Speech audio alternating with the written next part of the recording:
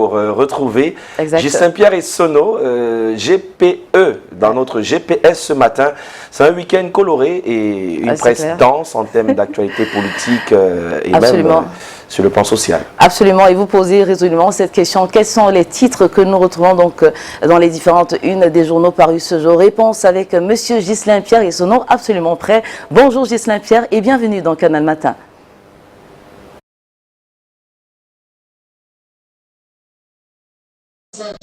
Absolument prêt.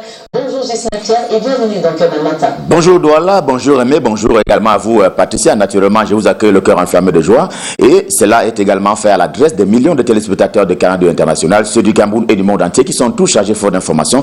Bienvenue donc, vous l'avez indiqué, c'est la revue de presse, l'instant revue de presse sur Canal Matin et donc sur Canal 2 International. C'est lourd, c'est même très lourd. On parle de 236 milliards de francs CFA, tenez-vous tranquille. C'est le montant qui est donc revendiqué à Edgar Alem Bengo.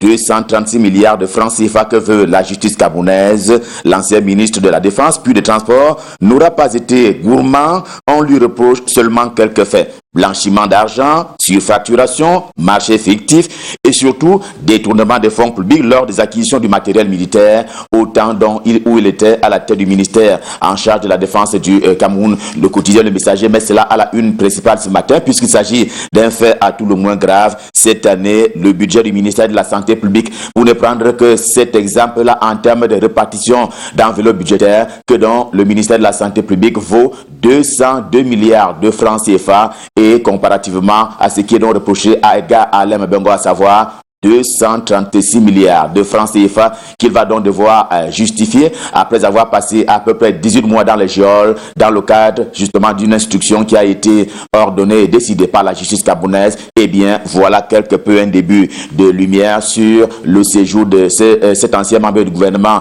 à la prison de Yaoundé. Eh bien, la justice veut ainsi voir clair. On le verra avec le quotidien Le Messager davantage. C'est donc un long match à tout le moins judiciaire et juridique qui s'annonce par des participation à la compétition politique à venir. Pour ce qui est du SDF, après le MRC, le mouvement pour la renaissance du Cameroun, le parti de Nidjon Fundi freine de 4 membres et de frein. Eh bien, pas d'élection régionale dans les conditions, clame-t-il, conditions actuelles. Le Messager dit que le dit parti politique exige une double condition, mais condition préalable, à savoir mettre fin totalement à la crise anglophone et la révision du code électoral. Et voilà également la posture du SDF qui fait suite à celle du mouvement pour la renaissance du Cameroun, et cela est établi ce matin en termes de cessez-le-feu qui est donc exigé par Nidjon Fundi. Le jour du jour a vu juste, il voit d'ailleurs en cela un coup de massue sur la qualité des élections prochaines, sur l'échiquier politique national. C'est bien entendu le Social Democratic Front SDF qui conduisait l'opposition politique au Cameroun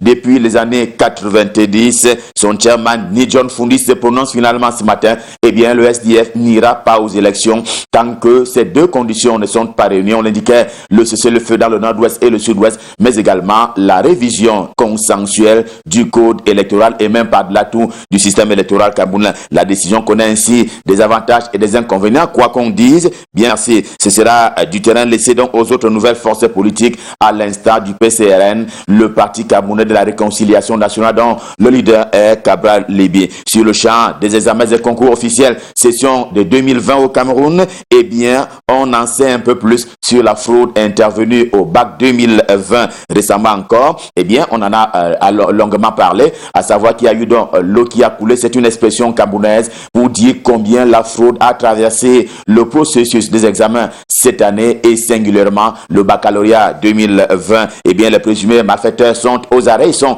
5 au total, parmi eux un élève et 4 enseignants qui ont donc été écroués et mis en détention préventive à la prison centrale de Yaoundé, à savoir à Kondengui. Et pour les besoins de la cause, ils vont donc devoir rester là-bas le temps justement pour que la justice mène les enquêtes. Il y a donc cette présomption de tricherie, de division et de diffusion des documents confidentiels. Bref, ils auraient trahi le baccalauréat cette année 2020. Ils auraient pour ainsi dire travesti. Le journal à venir, ce matin, nous sommes vendredi, et ce matin concerne bien entendu la participation ou non à ces élections régionales. Comment tenir les élections alors que la guerre n'est pas totalement finie dans le nord-ouest et le sud-ouest? Les chefs traditionnels avaient manifesté l'envie de repartir à leur contrée. Est-ce pour autant que les hostilités se sont tues?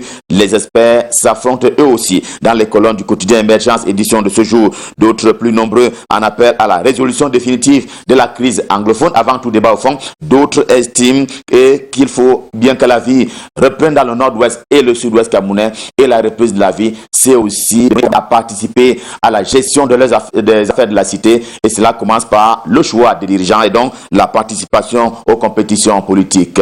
Canal Express de Samuel Manzon est également en kiosque. Le journal est sur le ring. Comme spectateur, il assiste à la bataille épistolaire entre universitaires d'avant et dernier carré, le professeur Jacques Famine Nongo d'une part et le professeur Maurice Kamto d'autre part. Eh bien, les deux sont sur le ring. Ils luttent pour la compétition politique. Il y a donc un qui donne un peu plus de coups que l'autre. Vous voyez en image, en photographie qui est lui dans la une du journal édition de ce jour. Réalité, le journal de Pongware Kindi n'a pas lui oublié octobre 2019. Ce mois-là, eh bien, il s'était né au Cameroun, le GDN, le grand dialogue national. Il visait ce dialogue-là à donner la voix à toutes les voix sensibles sur la question dite crise anglophone. Un an après, où en est-on avec la mise en œuvre des recommandations? La question est formulée par le journal. C'est d'ailleurs un exercice auquel il se livre.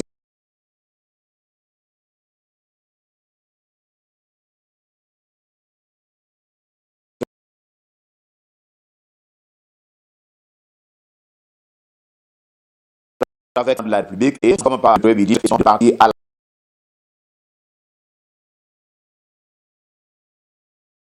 conquête du nord-ouest et du sud-ouest en termes de reconstruction de ces deux régions camerounaises. Et bien entendu, Paul Biya étant ici en posture de commandant en chef des opérations de reconstruction. Et pour ce qui est du département du Mungo, nous sommes bien entendu dans la région du littoral. Il y a comme une entente cordiale des élus de la nation originaires de ce département-là pour parler des députés donc, du Mungo. En tout cas, le journal Le Vigile donc, également en kiosque, constate leur silence, mais un silence assourdissant. Les élus qui jouent un peu aux abonnés absents, ils sont portés disparus. Marguerite Dissake Koka, Louis-Henri Ngancha, Jean-Baptiste Mbapté, comme Pierre Simé, tombent dans l'anonymat. Peut-être ont-ils eu un peu trop peur du coronavirus. En tout cas, c'est une question qui est formulée par le journal qui cherche à mettre la main sur ces élus-là et qui ne se font pas voir. Regard du Monde, également en kiosque ce vendredi, scrute un peu les questions de santé, questions de voir où est-ce qu'on en est avec l'implémentation des mesures pour ce qui est de la lutte contre la riposte camerounaise, contre la Covid-19, ce qui est donc fait par rapport aux armées, par rapport à l'armée camerounaise. Eh bien, la direction de la santé militaire qui se meut, c'est le constat qui est dressé par le journal. C'était d'ailleurs le cas à Ebolova, la capitale de la région du Sud, très récemment encore, tout dont la reliance qui est servie par Regard du Monde dans sa livraison du jour. Info Matin, le journal des Dieudonné 20 a son mot à dire également sur la santé ce matin et sur la riposte camerounaise contre la Covid-19, vu donc sous le prisme de la recherche scientifique camerounaise. Où est donc passée Madeleine Chouente au sein de la riposte nationale? Des bons résultats au bout semble donc indiquer Info Matin pour mettre en exergue l'apport du ministère de la Recherche scientifique et de l'innovation dans le grand concert de la lutte contre la Covid-19. L'économie ce matin au cœur des innovations financières camerounaises et pour cause, le président de la République Paul Biya a signé très récemment encore un décret qui porte à 100 le nombre de milliards pour l'émission de titres publics pour le reste de l'année en cours, c'est-à-dire 2020. C'est donc une nette augmentation. Et Singan est également en kiosque et le journal qui est aux côtés du ministre des Domaines, Cadastre et Affaires foncières au regard de l'actualité et considérant les risques qu'ils encourent, les collaborateurs d'Henri Eyébéa ici ont été sensibilisés sur les méfaits de la corruption et autres mauvaises pratiques dans leur secteur d'activité, comme pour dire qu'un homme averti en vaut deux. Un peu d'inflation et pas beaucoup, mais inflation tout de même ce matin sur le marché de la région du Nord, dont la capitale capitale est Garoua. L'œil du Sahel rapporte en effet que le prix du sac de 100 kg de maïs a grimpé à vitesse vertigineuse, passant de 13 000 à 23 000 francs CFA. Et pour ceux qui sait donc la place du maïs dans le système de nutrition et d'alimentation des Camerounais vivant dans la partie septentrionale du Cameroun, eh bien, il y a là matière assez inquiétée. C'est donc un appel et une dénonciation dirigée vers le ministère en charge du commerce. Revue de presse Made in Cameroun, édition de ce vendredi, dernier rendez-vous de la semaine. Stop fin, le cœur enflammé de joie. Bien entendu, nous vous avons servi.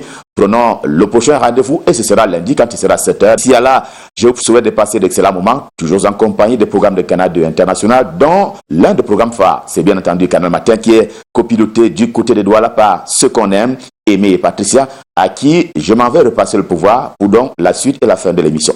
C'est à vous, Patricia, c'est à vous à Douala pour la suite. Donc, c'est à vous. Merci beaucoup, Gislain Pierre-Essonneau. On vous souhaite un repos mérité parce qu'il travaille beaucoup à Aimé. Donc, profitez de ce week-end pour vraiment vous reposer et rendez-vous lundi prochain parce que c'était donc la dernière pour la route. Content pour cette semaine.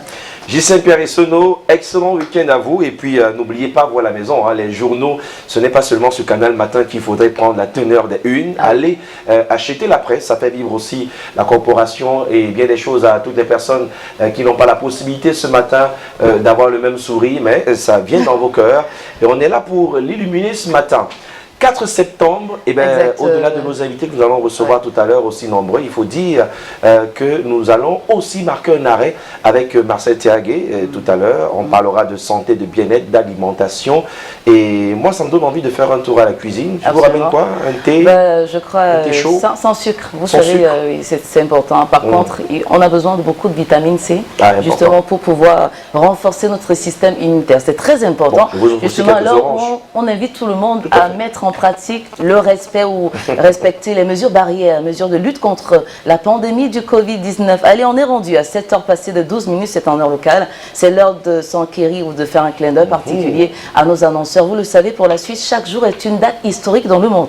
À toutes.